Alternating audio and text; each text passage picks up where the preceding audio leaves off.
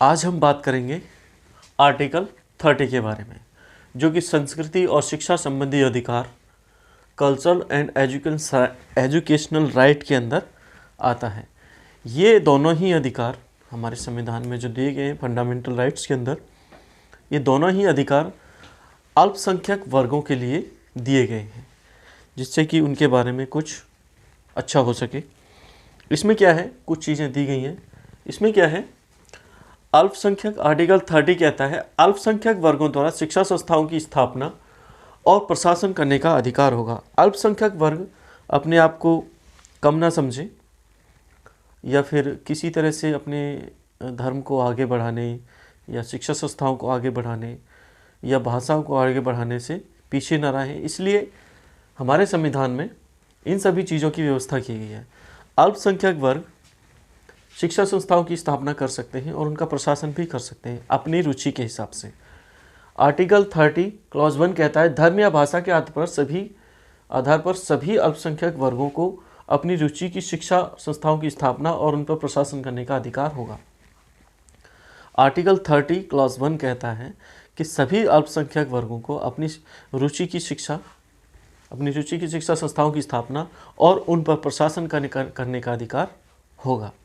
आगे है article 30 clause 1 sub clause A, अगर कोई अल्पसंख्यक वर्ग किसी शिक्षा संस्थान की स्थापना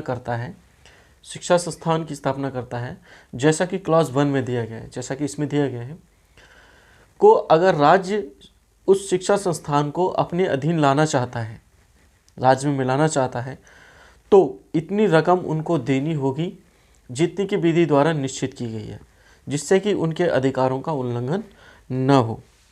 इसको हम ऐसे समझते हैं, अगर कोई शिक्षा संस्थान है जो कि अल्पसंख्यक वर्गों द्वारा बनाया गया है, तो राज्य कुछ विधि बना सकता है और उसको अपनी राज्य की शिक्षा की जो व्यवस्था है उसमें ला सकता है। तो ऐसी विधि बनाते समय या ऐसा कुछ विलय करते समय उसको इस बात का ध्यान रखना पड़ेगा कि जो अल्पसंख्यक वर्ग के जो संस्थान है उसकी जो संपत्ति है, जो उसकी संपत्ति को अर्जित किया जाएगा, उसका सही मूल्य उन अल्पसंख्यक वर्गों को दे दिया जाए। इस चीज़ का ध्यान रखा जाएगा ताकि उनके अधिकारों का उल्लंघन ना हो। जो भी रकम होगी, जो भी पैसा होगा, उनको दिया जाए जायज़ तरीके से विधि द्वारा, इसमें कहा गया है। इसका अर्थ है कि राज्य किसी भी व्यक्ति या संस्थान की संपत्ति मनमाने ढंग से अर्जित नहीं कर सकता। इसका मतलब है कि एक विधि के द्वारा ही, एक कानून के द्वारा ही उनकी संपत्ति को राज्य में मिलाया जाए। अगर कोई प्रॉब्लम है या कुछ अन्य कारण है, राज्य के पास तो पावर है बहुत सारी, तो फिर भी इस चीज़ का ध्यान रखा गया है कि वो निरंकुश ना बने, वो मनमाने ढंग से किसी की संपत्ति पर को अधिकार में ना लाए। इस वजह से उसमें कहा गया है कि विधि द्वारा निश्चित की गई प्रक्रिया के अनुसार उस संस्थान को राज्य में मिलाया जाए, राज्य उसको अधिग्रहण करे, तो इसके बदले वो उनको कुछ रकम मुहैया कराए, इतनी जितनी की जायज़ हो सके। इस चीज़ का ध्यान रखा गया है। आगे है, किसी भी शिक्षा संस्थान को आर्थिक सहायता देते समय राज्य भेदभाव नहीं करेगा कि कोई शिक्षा संस्थान धर्म या भाषा के आधार पर स्थापित है या जिसका संचालन किसी अल्पसंख्यक वर्ग द्वारा किया जा रहा है। अगर राज्य किसी संस्थान को सहायता दे रहा है, बहुत सारे संस्थान हैं हमारे देश में, किसी भी राज्य में, तो अगर कोई अल्पसंख्यक संस्थान भी है जो कि राज्य निधि से सहायता पा रहा है या उसके मान्यता प्राप्त है या नहीं भी पा रहा है, तो भी कुछ ऐसी कंडीशंस हैं जिसमें अगर आर्थिक सहायता दूसरों को दी जा रही है तो उस अल्पसंख्यक वर्ग को भी आर्थिक सहायता देनी ही चाहिए। ये नहीं कहा जा सकता कि वो किसी अल्पसंख्यक वर्ग ने बनाया है, उसका स्थापना किया है। तो इसके अंदर कहा गया है। अब इसके बारे में कहते हैं कि 1998 में एक केस आया जिसमें कहा गया कि अल्पसंख्यक संस्थान में प्रधानाचार्य को चुनने का विधिक अधिकार प्रबंधन तंत्र के पास होता है, जिसे छीना नहीं जा सकता। अल्पसंख्यक जो संस्थान है जिनकी स्थापना की गई अल्पसंख्यक वर्गों द्वारा, उनकी जो प्रबंधन कमेटी होगी वही उनके प्रधानाचार्य को चुन सकती है।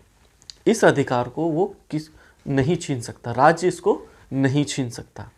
इसके बारे में कहा गया है। आगे है 1998 में एक और केस आया, 1998 में दूसरा केस आया, उसमें कहा गया कि जो प्रबंधन कमेटी है, जो जिस प्रधानाचार्य का चयन करेगी, वो ऐसे योग्य व्यक्ति का चयन करेगी जो कि उस पद के लिए सही बैठता हो, पूरी योग्यताएं रखता हो। ये नहीं किसी अयोग्य व्यक्ति का चयन करेगी। अगर उसने अयोग्य व्यक्ति का चयन कर दिया तो ये आर्टिकल 31A का आर्टिकल 30A का 30(1) आर्टिकल 30 क्लॉज 1 का उल्लंघन माना जाएगा। मतलब उसके लिए एक योग्य व्यक्ति चुनना ही पड़ेगा। अगर ऐसा नहीं किया तो प्रबंधन तंत्र के खिलाफ संवैधानिक कार्रवाई की जा सकती है। आगे है, इसमें दिया है जो मैंने बताया है। आगे है, अब 3 प्रकार के अल्पसंख्यक संस्थानों की व्यवस्था।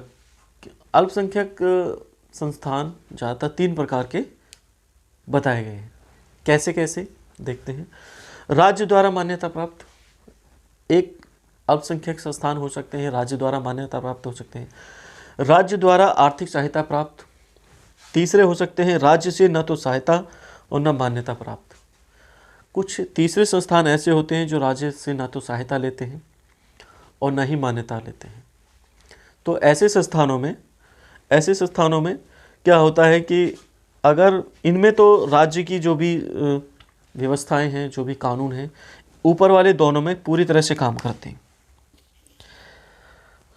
बहुत सारे जो कानून हैं, ठेकेदारी व्यवस्था कानून, शिक्षा की व्यवस्था, शिक्षण के जो पाठ्यक्रम है वो भी राज्य के अनुसार चलेगा। और दूसरा सफाई व्यवस्था, बहुत सारी ऐसी चीज़ें हैं जो राज्य के अकॉर्डिंग चलनी चाहिए, वो ऊपर वाले दोनों संस्थानों में बराबर चलेंगे। लेकिन इसमें क्योंकि जो कि ना तो मान्यता प्राप्त है, ना ही सहायता प्राप्त है, कोई एड भी नहीं मिली है उसको, नहीं आर्थिक सहायता मिली है, तो ऐसे संस्थानों में इन दोनों के अधिकार नहीं चलेंगे। लेकिन कुछ ऐसे कानून हैं जो कि इसमें भी काम करेंगे, लेकिन इसके वाले कानून इसमें काम नहीं करेंगे। तो अधिकारों का ध्यान रखा जाएगा, उनको शिक्षा कैसी दी जा रही है इसका भी ध्यान रखा जाएगा। तो 3 प्रकार के अल्पसंख्यक संस्थान बताए गए हैं। तो अगला, अब ये कंप्लीट हो चुका है जहाँ तक है, तो अगले क्लास में मिलते हैं हम आपसे आर्टिकल 32 में, क्योंकि आर्टिकल 31 संपत्ति का अधिकार है, जो कि अमेंडमेंट 44th अमेंडमेंट 1978 में उसको हटा दिया गया था। तो अब मिलते हैं आपसे 32 के अंदर। आज के लिए इतना।